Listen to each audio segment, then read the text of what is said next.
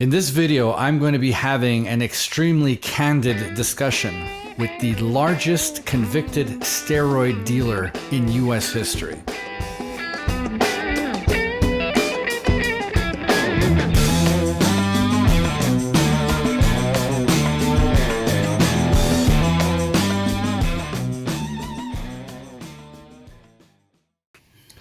Hey guys, welcome to the Danny Bossa podcast. I am joined today with Ryan Root. And Ryan is a guy who I had seen numerous posts from and about on different forums.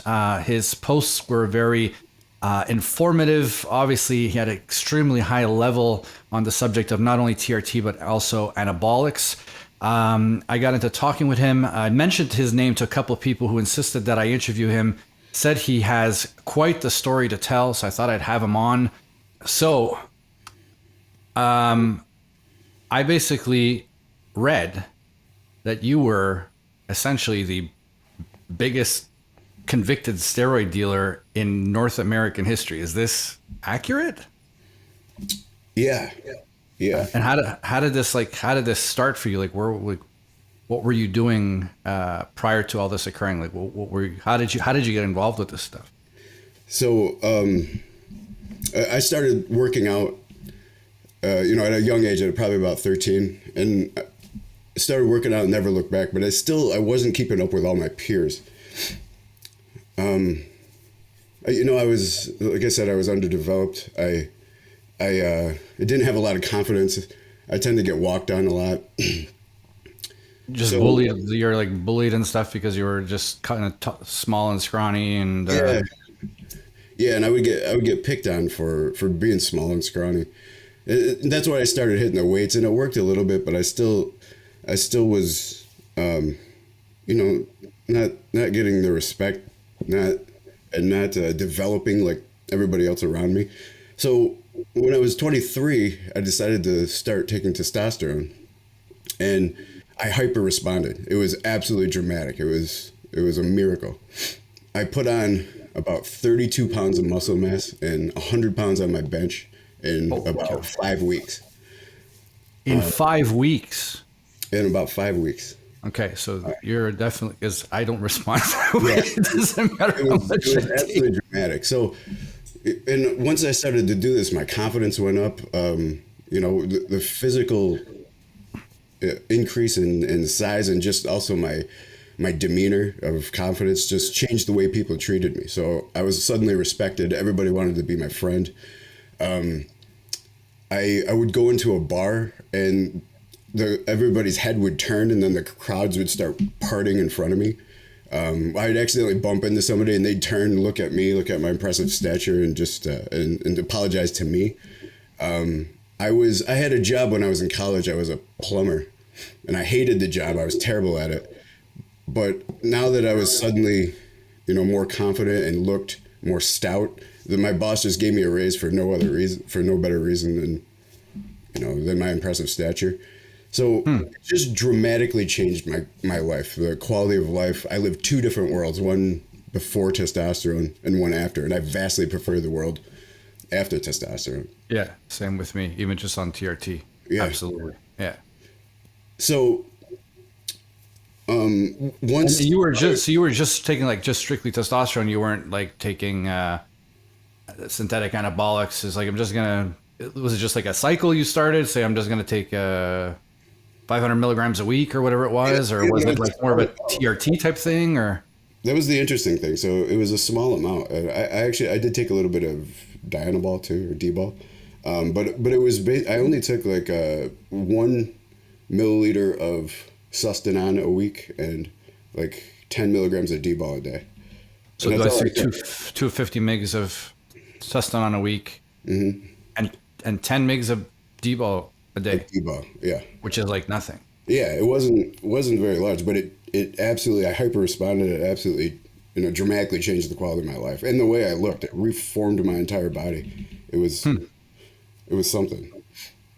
So now you got this impressive stature, whatever else, and now I guess obviously people are coming to see you saying, "Hey, how did you do this? I want to do this too," type of thing. So it drove a passion, right? So at the time I was in college for biochemistry. I'm a biochemist. Okay. And this whole thing made me start picking classes and tailoring my degree to the study of hormones. So so I actually, I just reformed my degree and I started studying on my own voraciously. Just I couldn't put information down, and all I did was read about what exactly this was, and how it was making such a dramatic effect on my life. And people started to come to me and ask, noticing the difference and saying, asking how I did it and can I help them do it. So I did. I started helping other people, and when I would help other people feel the same thing that happened to me, they would respect and admire me, and that drove a new passion.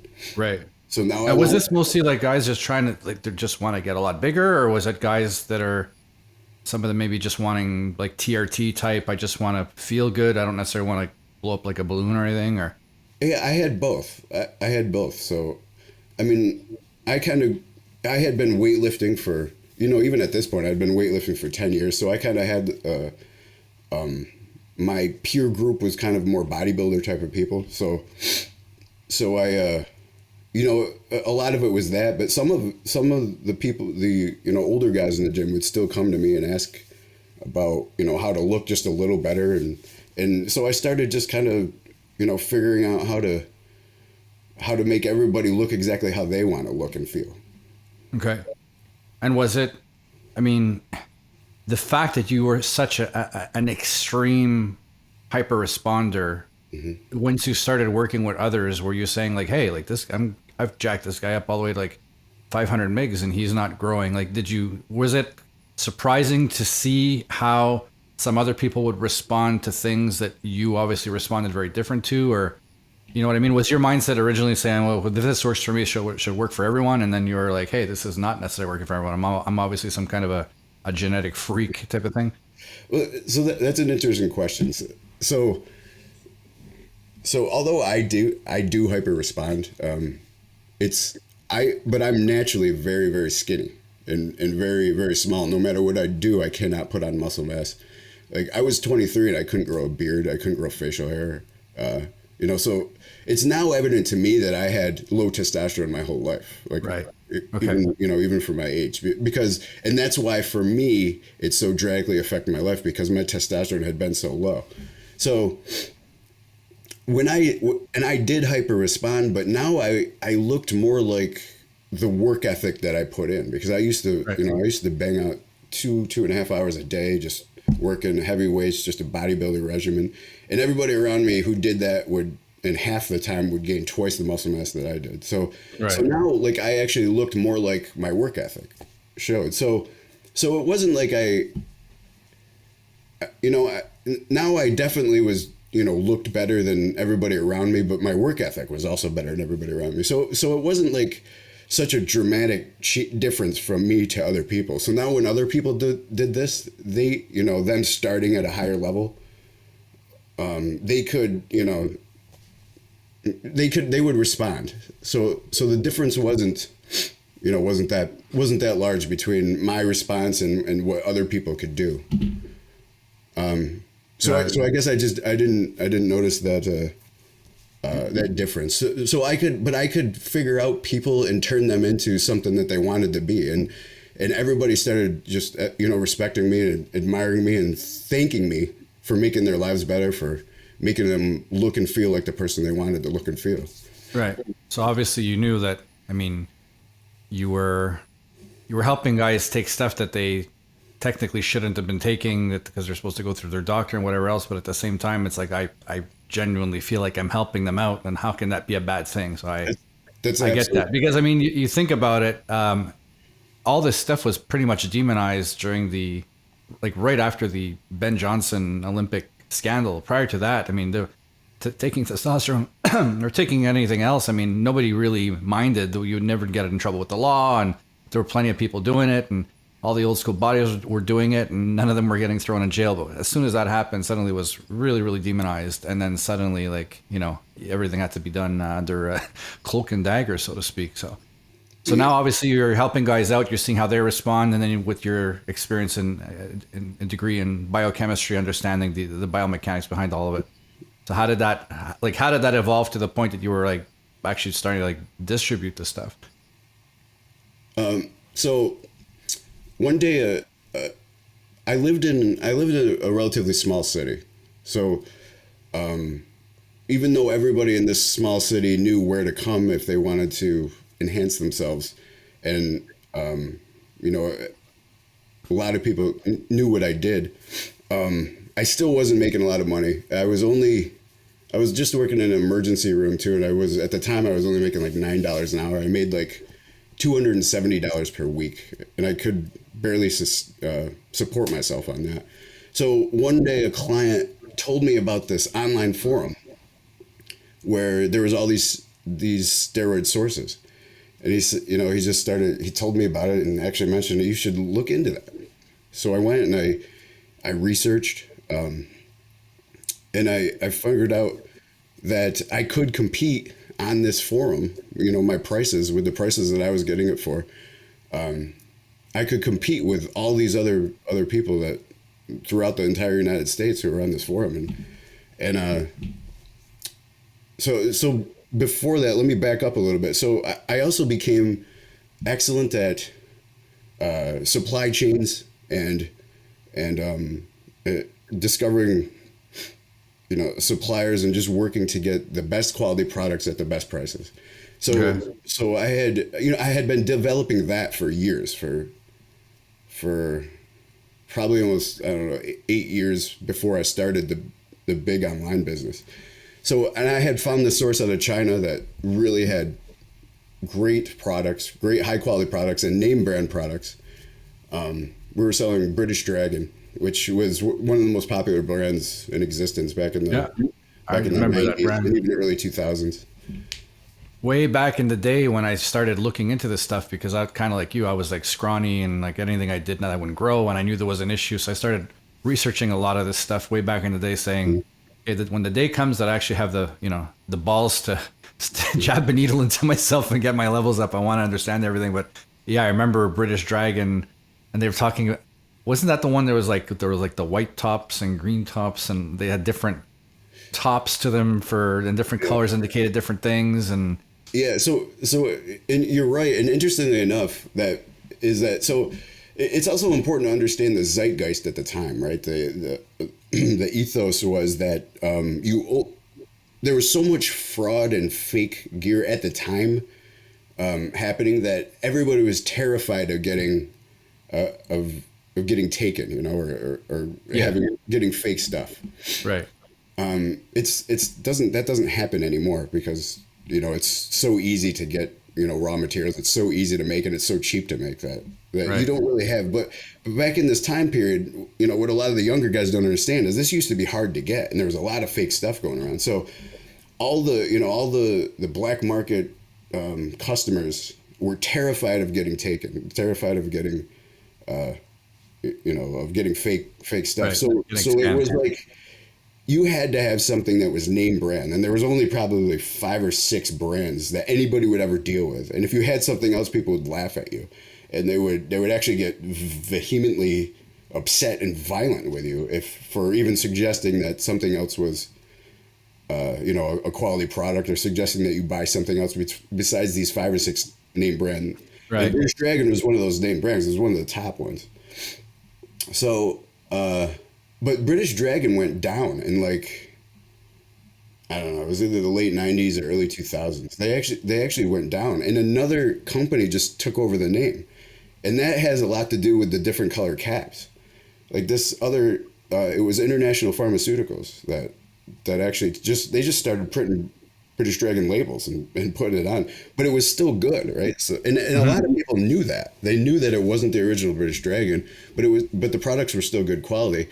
And some things were different, like the label, the caps would be different, and they did start putting different color caps depending on the type of like testosterone or the derivative that you were getting. Mm-hmm.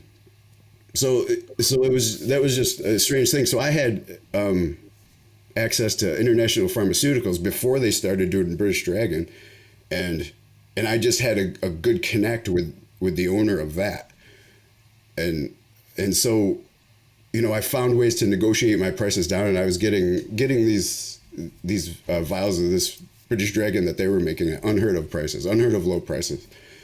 So now when it came time for me to go online, and I saw this source forum, it was the biggest source forum in the world. This place had like 1 million unique hits a month. I could compete. So and that's when everything just started taking off. So I put my head down, and it wasn't an easy process. I put my head down. I had to get some help from some, you know, some of my friends who were more apprised of the computer technology that it took to, you know, I actually had to set up a website and you know, have it hosted offshore and everything. So after taking all these steps, it was an arduous process, but I was eventually able to get on there. And, you know, at first it was interesting because I was the new guy. And again, the zeitgeist at the time, nobody dealt with new dealers. You only have, you have your set dealers. And I was the new guy. And originally I got laughed at. Yeah, because you got to develop your trust, and you got to develop right. The branding. I had no branding at the time, right? So there was no trust built. People laughed at me. Get out of here, you know, with your, you know, this and that. So, you know, the you know, at the time, one of the smartest things I did, and at the time I didn't realize it. So there was a lot of business development that just made sense to me that I did at the time, and I didn't realize how effective some of these little tactics were. But, you know, later I started reading about business voraciously now that I've started a few businesses, and I realized that I implemented a lot of pretty advanced tactics, and I didn't at the time it just made sense, but I didn't really realize it. And a lot of these worked. So eventually, I mean, the thing that really set it off is that I was really reticent to send anything for free to anybody. Because I don't know why. In retrospect, I should have been so reticent, but I sent some to some really top, a couple pros and some guys who had a big online following. I sent some free products to them and just asked them to review them. And when those guys got the products and then reviewed them positively, it just took off. Okay, so it wasn't, they weren't just giving you feedback like, yeah, I tried your stuff and it works great. They were saying like, hey, we've been getting stuff from so and so, and holy crap, and I asked whatever them to post about it. Yeah, and I said, you know, you just post about your experience, you know,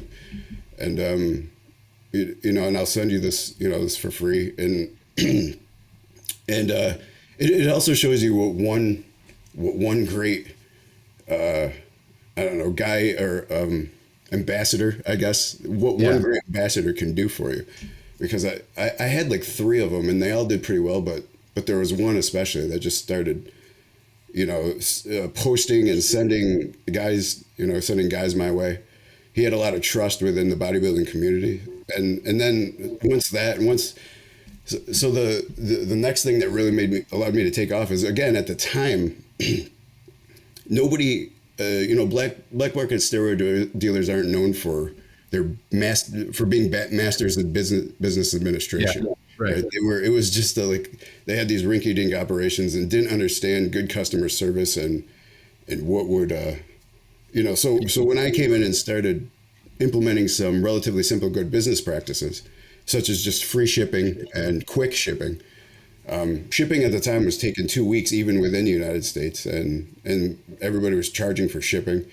So, and just good customer service, just being social and talking to all your customers. When I just implemented a few of these simple things, the business just took off. It absolutely took off. So I went from making $270 at the emergency room a week to, within 6 months, I was pulling in $21,000 a week. Holy crap! And I had more work than I could, you know, more. I was just overloaded and overwhelmed with work.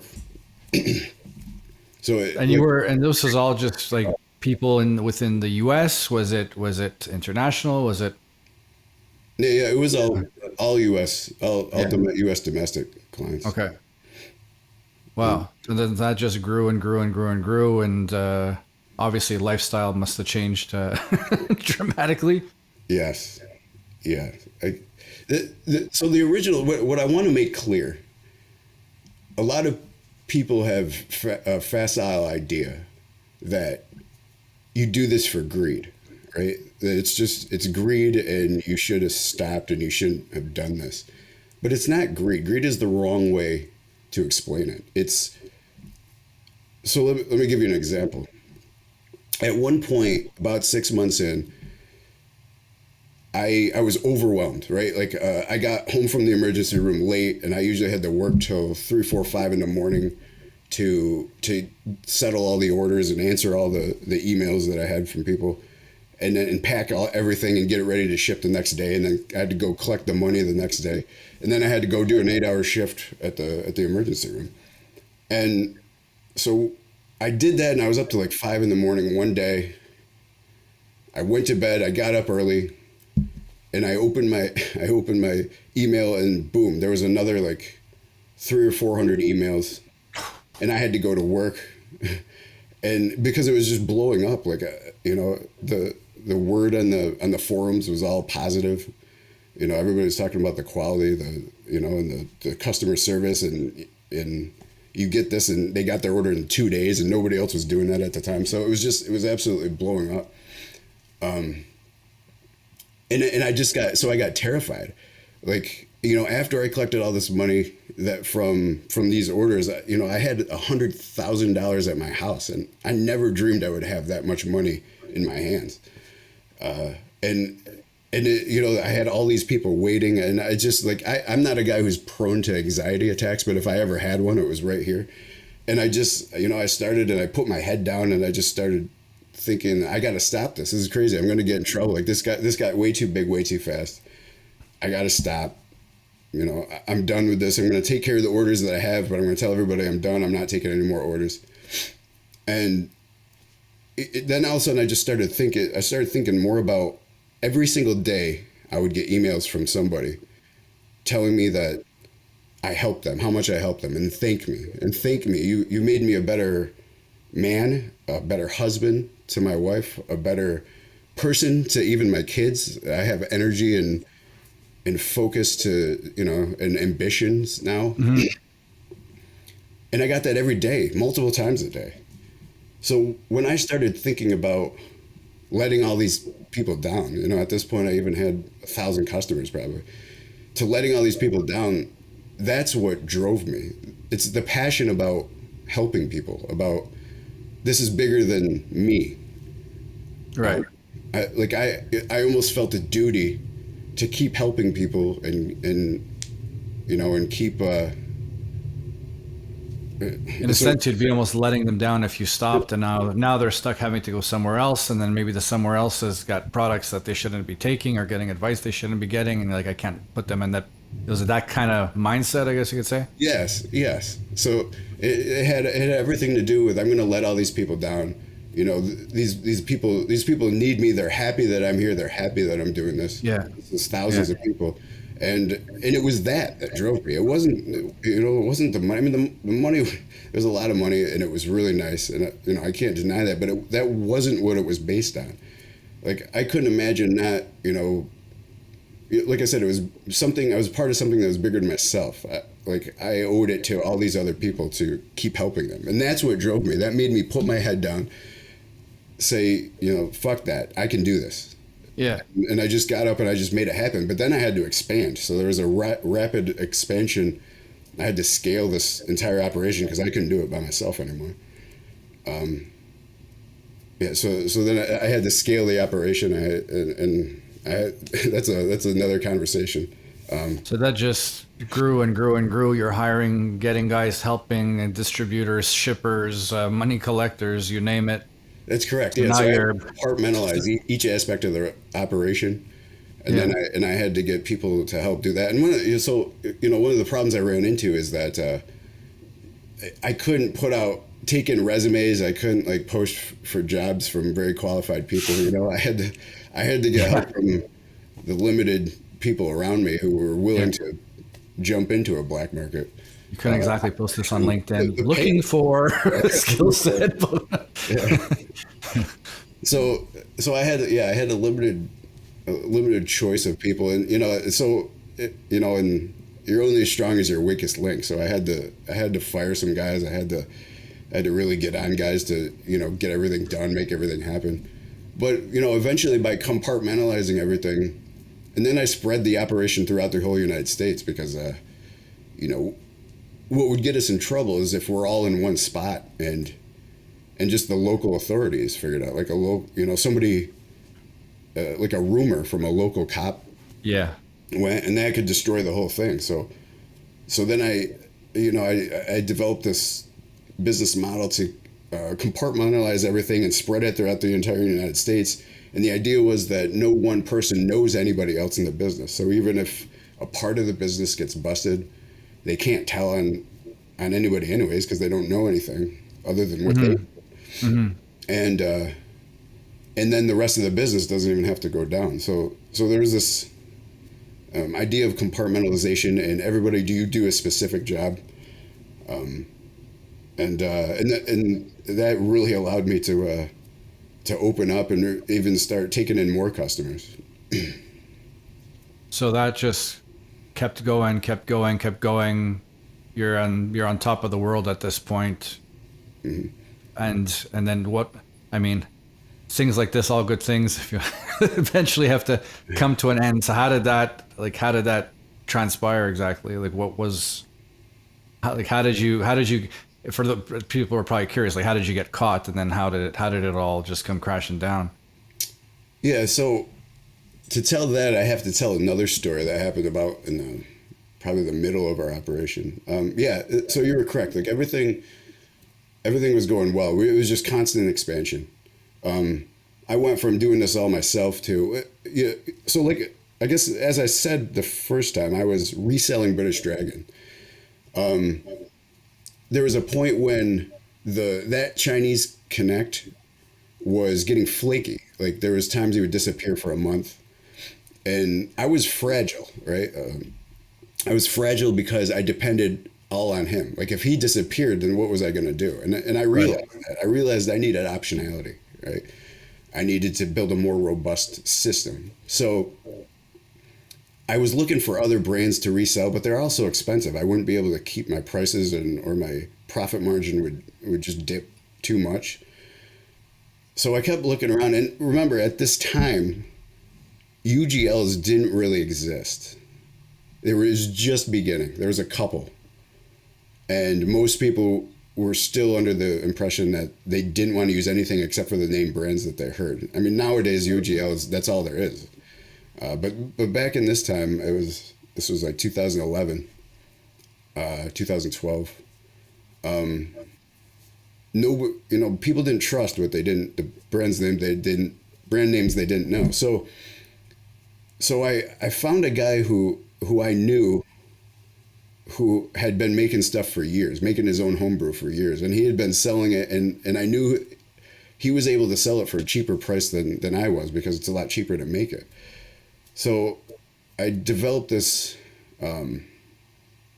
this whole idea to go talk to him and see if he wanted to partner and start making, and we could make our own brand and sell it to my already thousands of existing customers. Mm-hmm.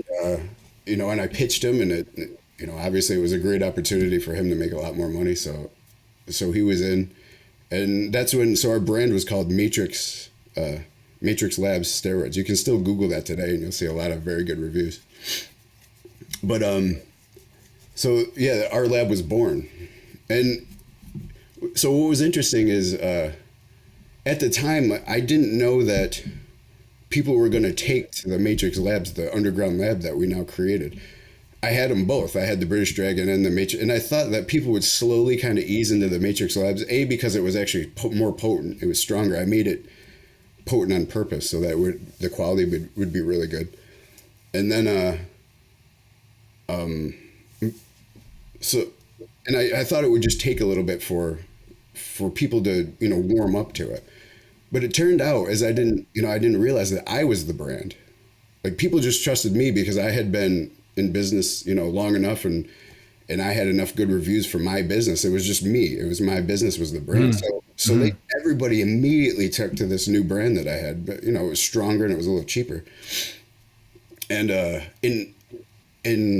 so it just blew up. Like now this brand that we created is all over the internet and it's everywhere. And people are coming now just to find this brand because the quality was so good that we made sure the quality, we did, you know, I did a lot of sourcing of different raws, and I did a lot of testing, and we had this intricate process of testing and making sure that the raws that we had were the best and that we dosed it properly. And so then this brand started taking off. The Matrix was all over the internet.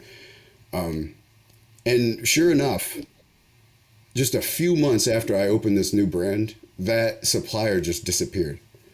But it didn't matter at this point, right? That would have destroyed me had I decided not to make this UGL. You're talking the Chinese supplier that was originally selling you everything. Disappeared, just like I was thinking that he might. And had I not acted on my thought that I have to build a more robust system, had I, you know, stayed a contingency plan. Yeah. Yeah. If I didn't have a redundancy or a contingency plan, then I would have been done right there. But nobody had a problem switching over to the Matrix. So it didn't even matter that this guy, my profit margins were better. I remember I was buying these 25 milliliter vials. And that's another thing that set me apart, is that I only sold 25 milliliter vials while everybody else was selling 10. So, you know, I was kind of like, okay, if you're, you know, it was just like, you can sell a little more volume and the profit margin, the profit's a little better. So, I was buying these 25 milliliter vials for like $50 a piece and selling them for like $125. So my profit margin was 250%.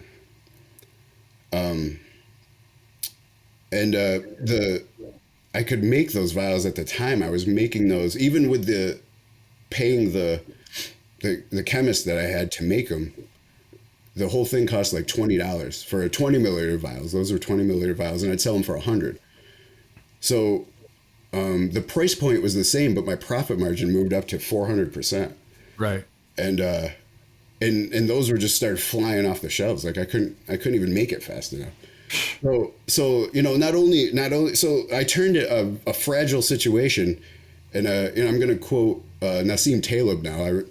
You know, after reading some of his books, I went from a fragile situation to an anti-fragile situation where I created from that Chinese brand just going under.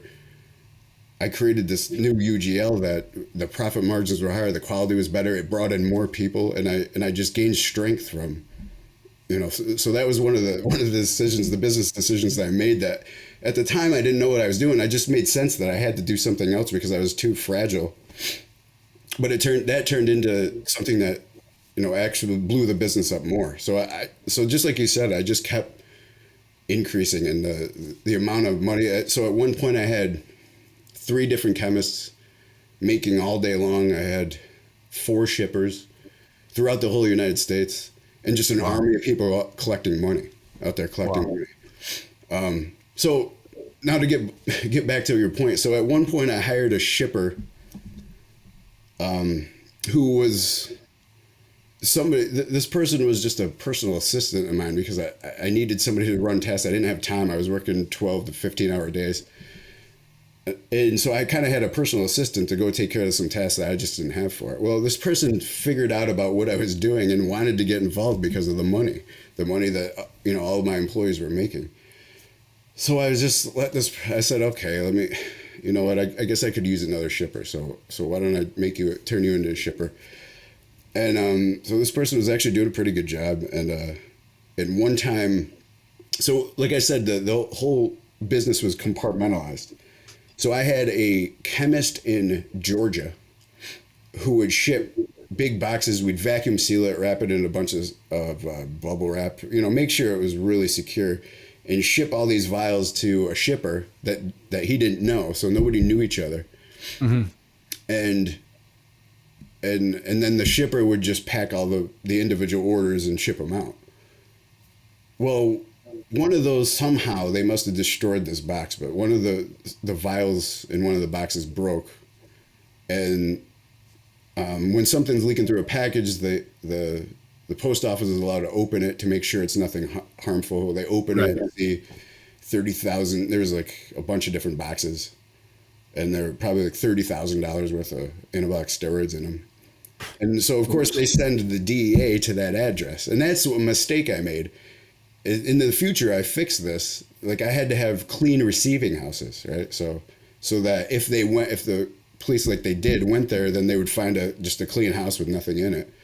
Right. And then nothing can happen because nobody possessed anything. It was just something was mailed and, but I sent it right to the shipper. So the DEA went to that house. We almost had it cleaned out because the post office called this person and said, hey, your box is leaking. We got to open it to check it. So we at the time I didn't live in the state where this was taking place, so I couldn't help, but I sent some guys over to help clean it out, and they almost got it cleaned out. But when the DEA got there, they found some shipping stuff and some powders, some raw powders. So they arrested the 2 people who were there, but it was just it was the lowest felony you could get, and it probably would have been dropped eventually. You get what's called a conditional discharge. Okay. So because they just didn't find much anyway. And nobody was gonna. Yeah, it was just some powders. So it was a low felony, low class felony, and nobody spent any time in jail. Nobody was going to. But they scared the shit out of this new person that I just said. They just scared him with the tactics. Oh, you're gonna do time for this, like this and that. And this person was my personal assistant, so this person had access to some more information than other people would, just because of, dealing with some of the personal, chores I had to do every day. Right. And so this person was able to blow the whole thing in, just blow the whole operation. And so at the time, this isn't exactly what we got caught, but I'm telling you this story because this led to, years down the road, this led to the final indictment. But at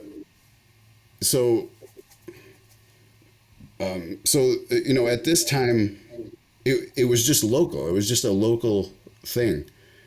I hired lawyers for the other person who didn't say anything, and nothing was going to come out of it. And we kept trying to, we shut the business down for a while, and then but we started to learn that nothing was going to come out of it. It was going to stay local. Those 2 people were just going to be charged, and that was it. And it was, it was done. So all my employees just kept getting back to me and saying, let's go. We'll just stay out of that. This happened in New York. So we'll just stay out of New York. It's no problem. Let's keep going. So, okay. Yeah, it seems like it's done. So we started up again, and we just kept going, and everything got bigger and better.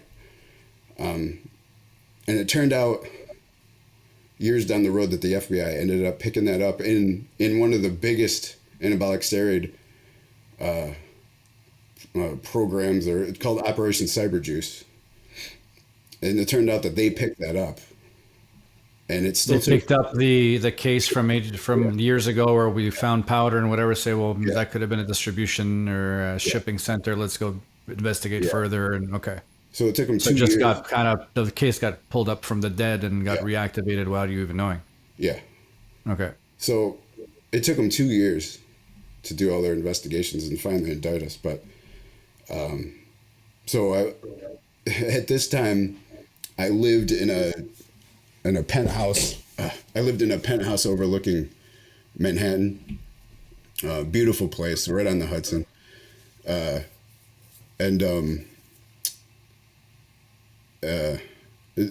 So one morning, I had just gotten back from a trip to Vegas, so I was like, I wasn't feeling great, and somebody at 5 o'clock in the morning, somebody started pounding on the door, and I just kind of woke up. My dog started barking. Like, what is that? Am I really hearing somebody pounding on the door? And my girlfriend got up and it was like, I think so. And then so she went out. My dogs took off. They're all barking. My girlfriend goes out there. And then sure enough, I hear it again. So now I get mad. I'm like, who's banging on my door? I'm going to go take care of this problem. I'm mad.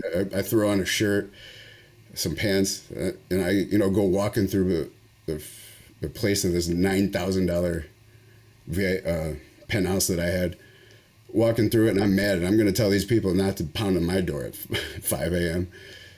So my girlfriend comes back for the door and she's like, I can't see. They're blocking the people. And I'm like, what is this? So I just burst for the door. I throw it open and sure enough, there's 15, ATF, DEA, with vests on and guns pointed at my head.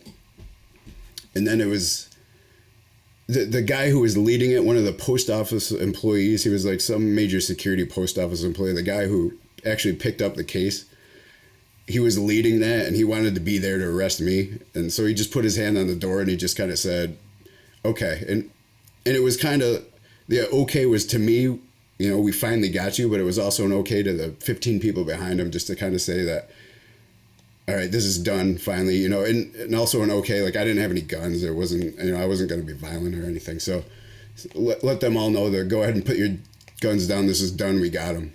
So they pulled us in, put us on some of the stools, my kitchen stools. So one of the ladies, nobody says anything for a little bit. They just start looking around the apartment. And one of the ladies says, do you know why we're here? And I said, no, I don't. And I knew why they were there. And that was it.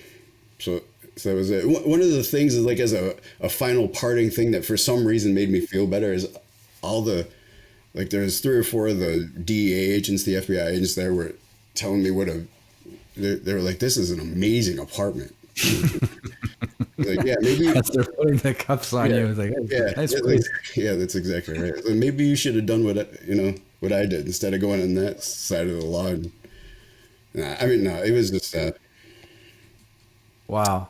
So then ended up getting convicted, and I assume you didn't get off scot-free on this one. No, I did. So I was eventually sentenced to 6.5 years. Wow. I just got out in January.